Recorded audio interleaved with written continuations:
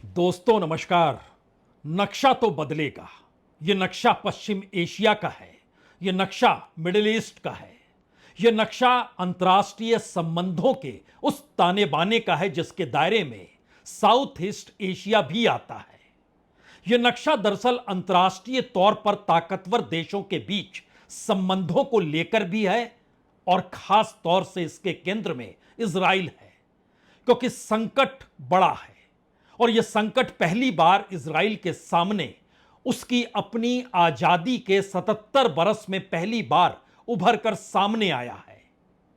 और 48 में आजादी का ऐलान करने वाला इजराइल ऐसा नहीं है कि अपने पड़ोसियों को लेकर संबंधों का ताना बाना बुनता रहा। इजराइल का सबसे बेहतरीन पड़ोसी मीलों दूर अमेरिका है। अमेरिका के साथ संबंध, अमेरिका का सहयोग और अमेरिका का साथ, इजराइल की ताकत यही रही है।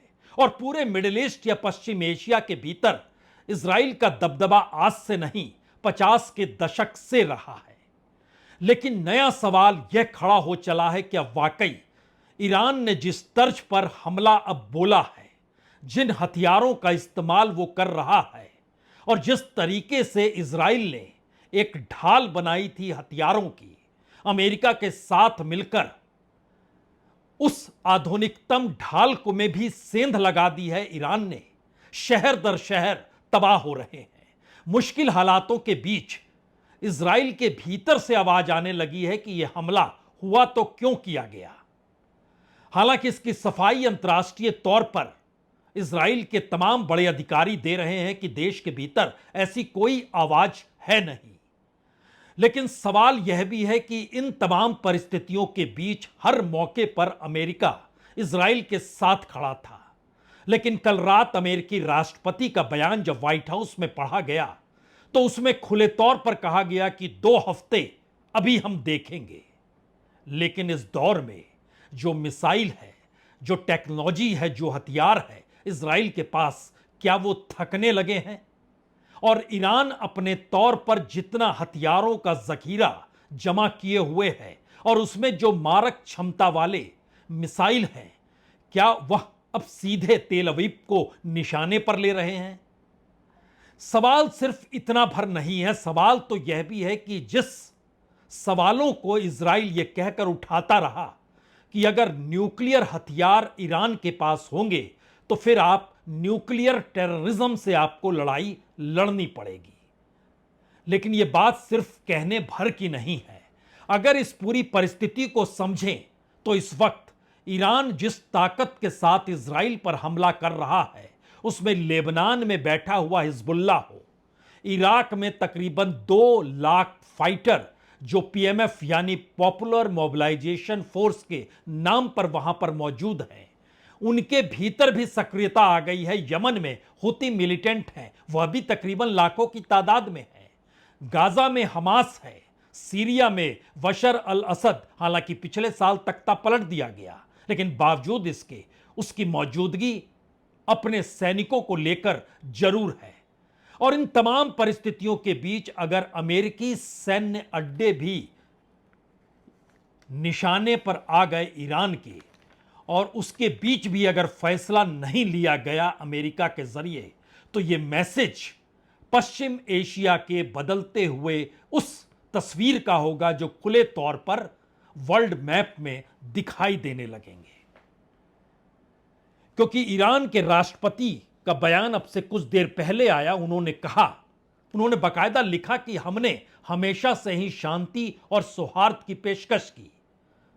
वहां के राष्ट्रपति मसूद पेजेकिशान ने यह कहा कि मौजूदा परिस्थितियों में इस युद्ध को समाप्त करने का एकमात्र रास्ता यही है कि बिना किसी शर्त के दुश्मन हमला रोके और यहूदी आतंकवादियों के कारनामों को हमेशा के लिए समाप्त करने की गारंटी दी जाए।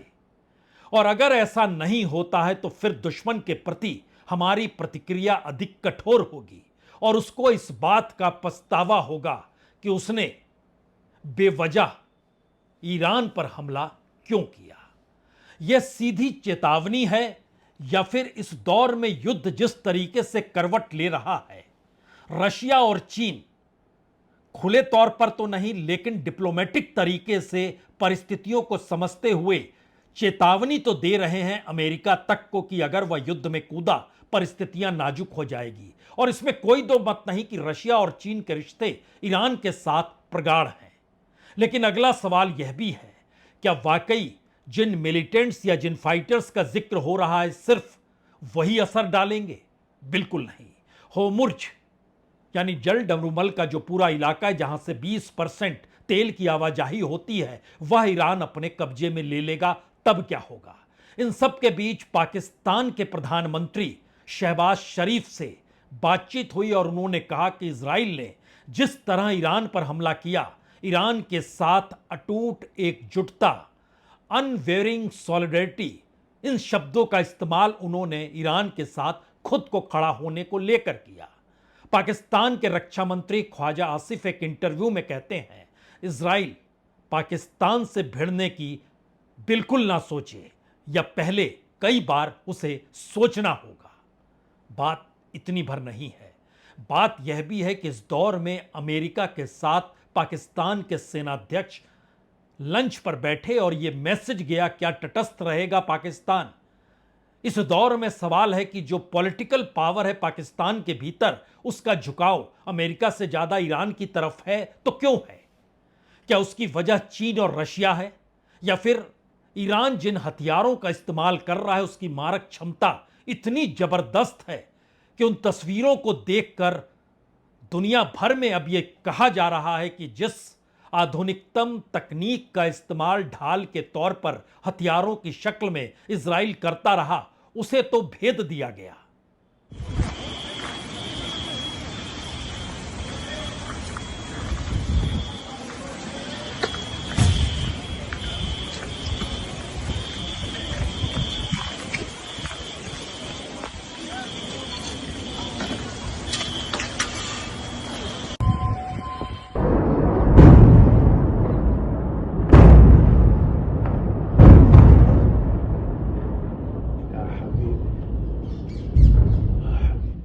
तहस नहस होते इजराइल के हर शहर को लेकर ईरान अपने तौर पर अब यह कहने से चूक नहीं रहा है कि अगर उस तरफ से ऑपरेशन राइजिंग लॉयन है तो इस तरफ से ऑपरेशन टू प्रॉमिस है। और इसके तहत जो भी हमला किया जा रहा है ईरान के इस्लामिक रेवोल्यूशनरी गार्ड्स कोर की तरफ से, उसमें हर तरह की मिसाइल है।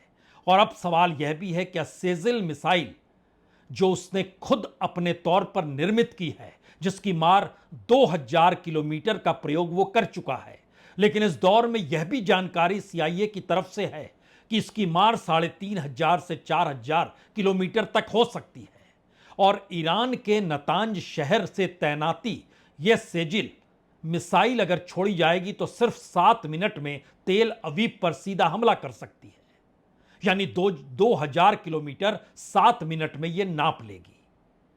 तो क्या वाकई भारी लंबी दूरी के मार करने वाली जो बड़े बड़े वारहेड्स की क्षमता वाली मिसाइल है, उसने ईरान की ताकत को दुनिया के सामने दिखा दी और दुनिया अपनी सामरिक कूटनीति को बदलने को तैयार हो गई, जिसमें अमेरिका भी शामिल है और यह इजराइल के लिए खतरे की घंटी है? या फिर इस पूरे प्रयोग के बीच में लगातार सामरिक तौर पर किसी ने मदद की है तो वह पहले नंबर पर रशिया है, जिसने ईरान की मदद की है। और दोनों को पता है, यानी रूस और चीन दोनों को पता है, अगर ईरान में तख्ता पलट होता है या फिर वह अस्त व्यस्त होता है या फिर वो एक बैलेंस के तौर पर वेस्ट एशिया में मजबूती के साथ खड़ा नहीं होगा, तो मुश्किल हालात चीन और रूस दोनों के सामने आएंगे। लेकिन एक सच यह भी है, वेस्ट एशिया या मिडिल ईस्ट के भीतर जितने भी झगड़े, जितने भी युद्ध, जितने भी लड़ाइयां हुई, उसमें चीन कभी कूदा नहीं।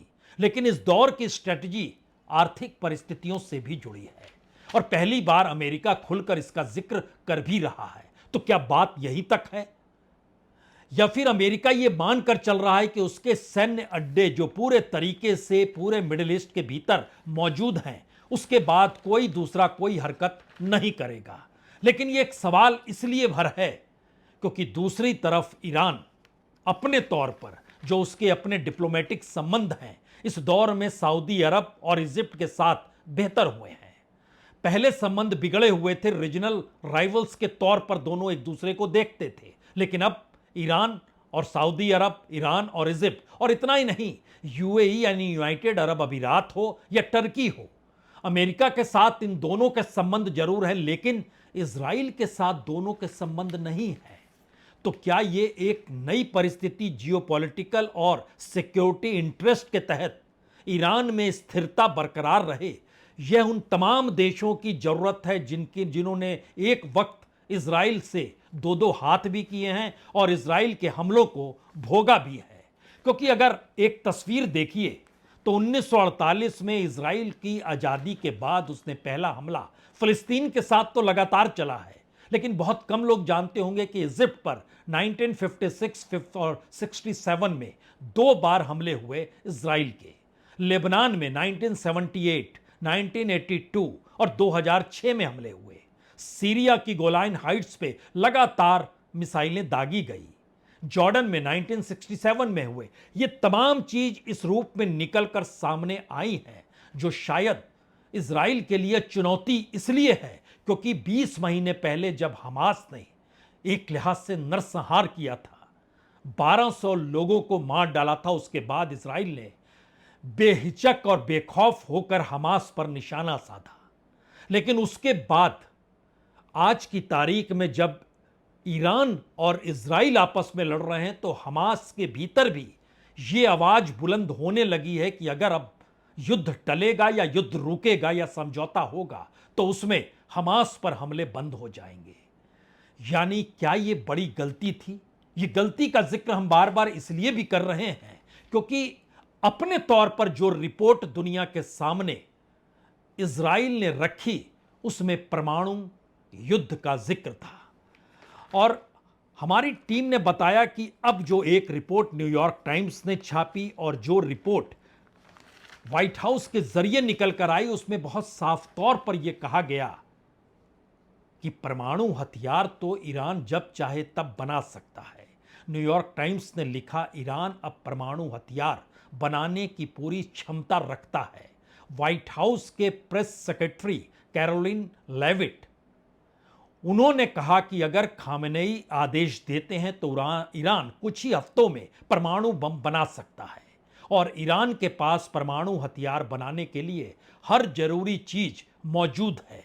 अब बस अपने नेता के कहने भर की देर है और अगर ऐसा वो कहते हैं तो सिर्फ इजराइल नहीं बल्कि अमेरिका और पूरी दुनिया की सुरक्षा को लेकर खतरा हो जाएगा। यह एक हिस्सा है। इसका एक दूसरा हिस्सा भी है कि अमेरिकी राष्ट्रपति का बयान भी कल रात पढ़ा गया और उसमें कहा गया अगले 2 हफ्तों तक बिल्कुल नहीं। लेकिन एक तरफ प्रेस सेक्रेटरी कहते हैं अमेरिका के कभी भी परमाणु हथियार बना सकता है जो न सिर्फ इजराइल, अमेरिका बल्कि दुनिया के लिए खतरा होगा, और दूसरी तरफ अमेरिकी राष्ट्रपति का बयान जो व्हाइट हाउस में पढ़ा जाता है, उसे सुन लीजिए। Now, regarding the ongoing situation in Iran, I know there has been a lot of speculation amongst all of you in the media regarding the president's decision making and whether or not the United States will be directly involved. In light of that news, I have a message directly from the president, and I quote, "Based on the fact that there's a substantial chance of negotiations that may or may not take place with Iran in the near future, I will make my decision whether or not to go within the next 2 weeks." That's a quote directly from the president for all of you today. तो America ने अगर तय किया कि अगले 2 हफ्तों तक वो खामोश रहेगा, तो फिर सवाल यह है कि इजराइल के पास वो ताकत बचेगी क्या?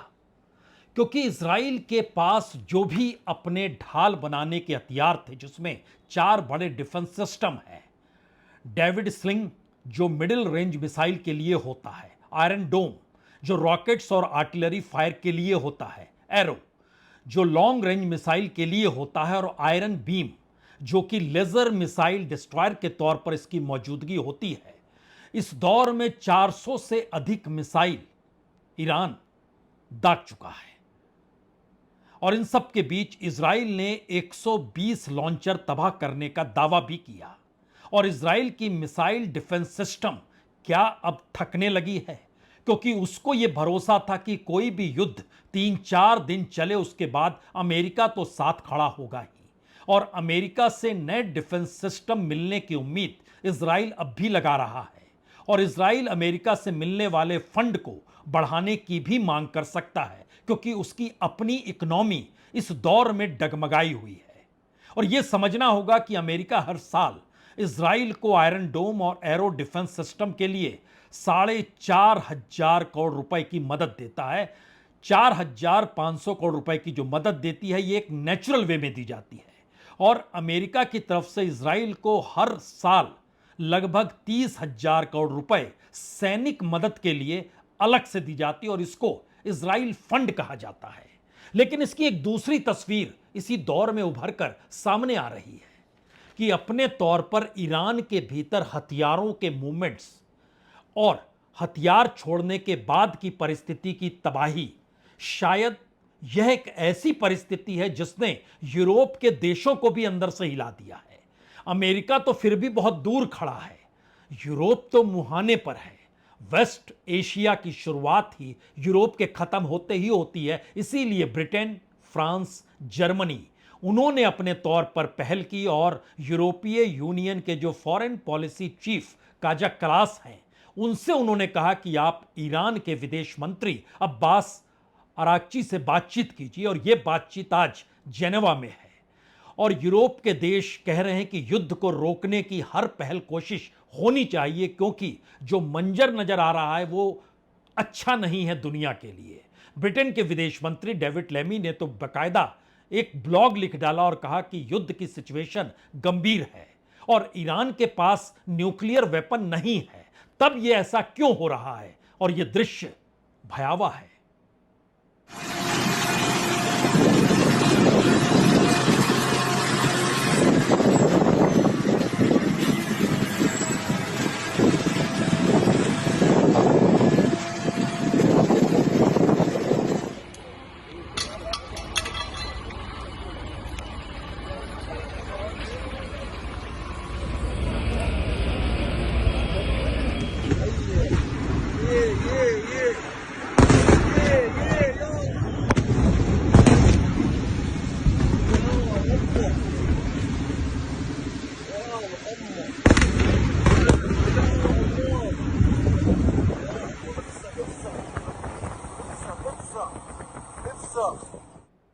तो क्या यूरोप के देशों को यह महसूस होने लगा है कि पूरे वेस्ट एशिया के भीतर अभी तक जो इजराइल के जरिए एक बैलेंस था, ईरान की मौजूदगी को इस्लामिक कंट्रीज महत्व देती थी और मिडिल ईस्ट में उसको सम्मान के साथ देखा जाता था, सारी परिस्थितियां एक झटके में उलट पुलट जाएगी और पूरे एशिया के भीतर नए संबंध बनेंगे और नक्शा भी क्या बदल सकता है।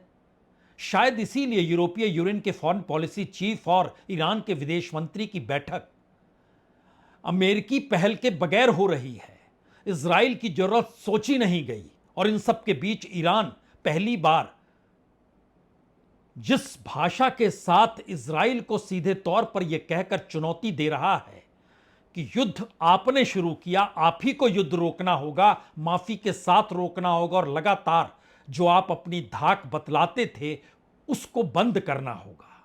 तो क्या अमेरिकी सहयोग जो इजराइल को मिल रहा था, संकट अब उस दिशा में भी जा सकता है? क्योंकि अपने तौर पर जो जानकारी है उसमें पूर्व इजरायली रक्षा सलाहकार ब्रिगेडियर जनरल रिम एमिनक का कहना है कि दरअसल हर दिन $725 मिलियन खर्च हो रहे हैं इजराइल के इस युद्ध को लेकर। $725 मिलियन का मतलब है लगभग 6,000 करोड़ रुपए हर दिन। और जो तस्वीरों में नजर आ रहा है कि पब्लिक इंफ्रास्ट्रक्चर को जो नुकसान हुआ है वह इसकी कीमत इसमें नहीं जुड़ी हुई है। खुद इजराइल की ग्रोथ रेट 1-1.5% नीचे चली गई है। बनती हुई इस नई परिस्थिति के भीतर क्या कुछ दुनिया भर में बैठे हुए इजराइल और ईरान के अधिकारी क्या कहते हैं, यह सुनना अब इसलिए भी जरूरी हो गया है क्योंकि अपने तौर पर इजराइल के भीतर जनता सरकार के साथ खड़ी है। इसका जिक्र इजराइल के अधिकारी जो मुंबई में मौजूद थे, उनका नाम कोबी शोशनी है, जो कि काउंसिल जनरल ऑफ इजराइल है, उनका कहना है कि इजराइल में कोई विरोध नहीं हो रहा है, हर कोई सरकार के साथ खड़ा है, सरकार जो कर रही है सही कर रही है।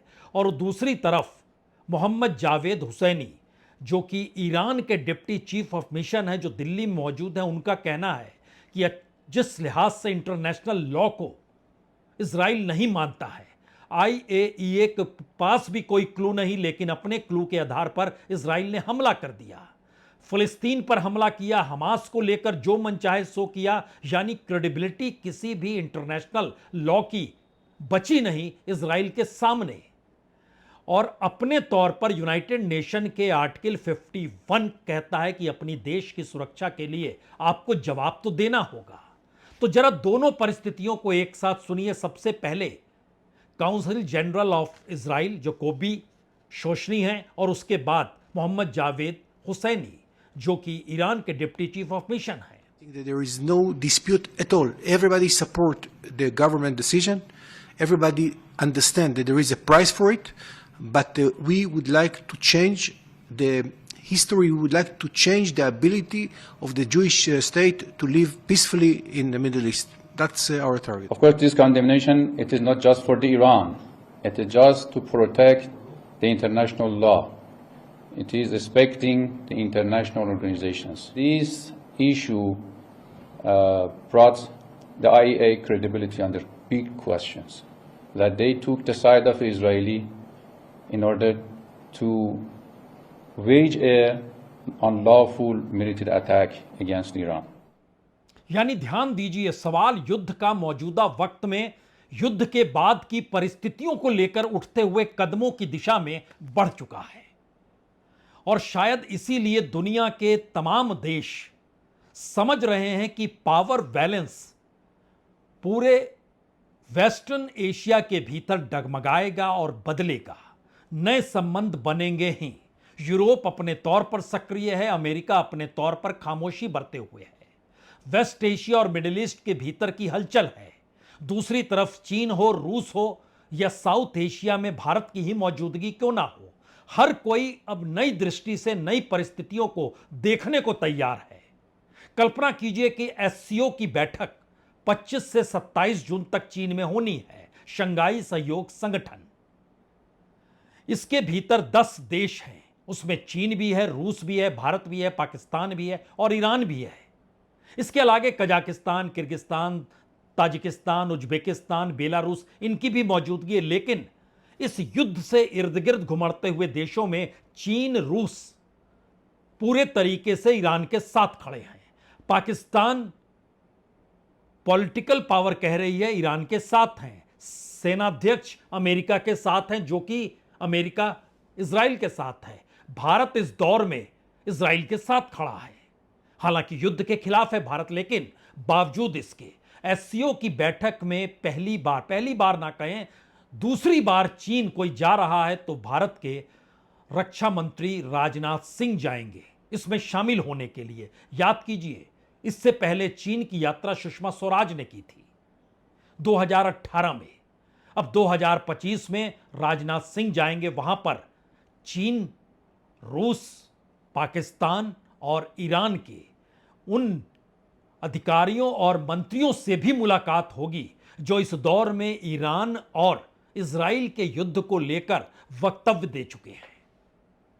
यानी एक नई कूटनीतिक परिस्थितियां इस दौर में बलवती होने लगी है, आगे बढ़ने लगी है। और इसका एक दूसरा नजारा आज नजर आया जब खुले तौर पर पाकिस्तान ने कहा कि बांग्लादेश, चीन और पाकिस्तान तीनों ने मिलकर एक ट्राइलेटरल मैकेनिज्म डेवलप करने की शुरुआत की है। और इसको लेकर बैठक कुनमिंग में हुई, जो कि यूनान प्रोविंस जो चीन में है वहां पर है। इसमें वाइस फॉरेन मिनिस्टर्स और फॉरेन सेक्रेटरीज की बैठक हुई और इसमें trade, investment, agriculture, digital economy, security, सब पे बात हुई। यानी बांग्लादेश, चीन और पाकिस्तान एक नई परिस्थिति में, और पाकिस्तान ने बकायदा इस पे एक पर्चा जारी भी कर दिया।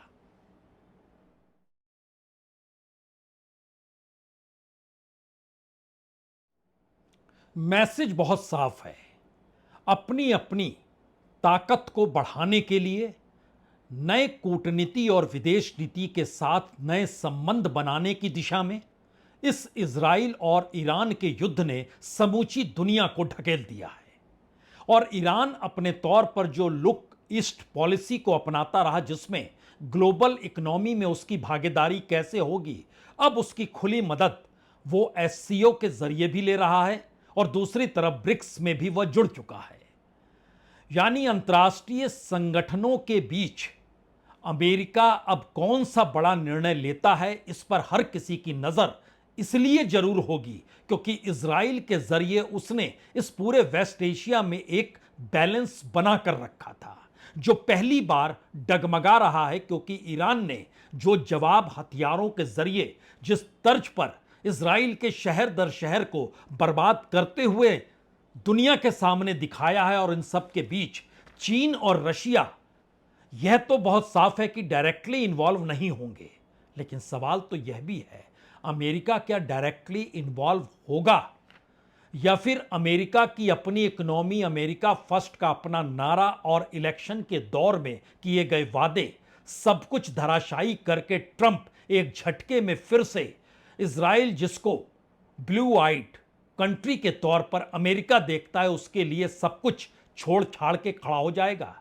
ये हालात लगते नहीं हैं क्योंकि सवाल डेमोक्रेट्स और रिपब्लिकन से हटकर पहली बार अमेरिकी राष्ट्रपति डोनाल्ड ट्रंप का है।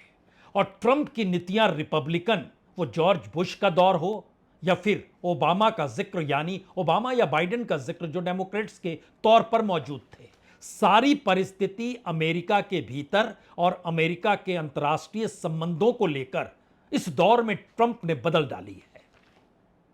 तो क्या यह खतरे की सबसे बड़ी घंटी 77 बरस के अपने इतिहास में इजराइल के सामने आकर खड़ी हो गई है और उसके सामने सिवाय ईरान को नेस्तानाबूद करने और खामनेई को खत्म करने के अलावे कोई रास्ता नहीं है, जो शायद उनकी ताकत के बाहर तो नहीं हो गया है।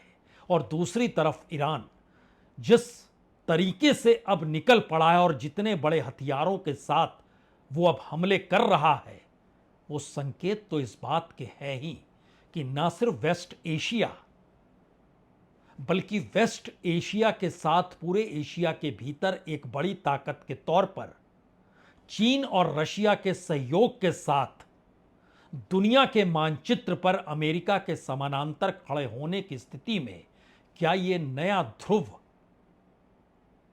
त्रिकोणीय तौर पर खड़ा हो जाएगा?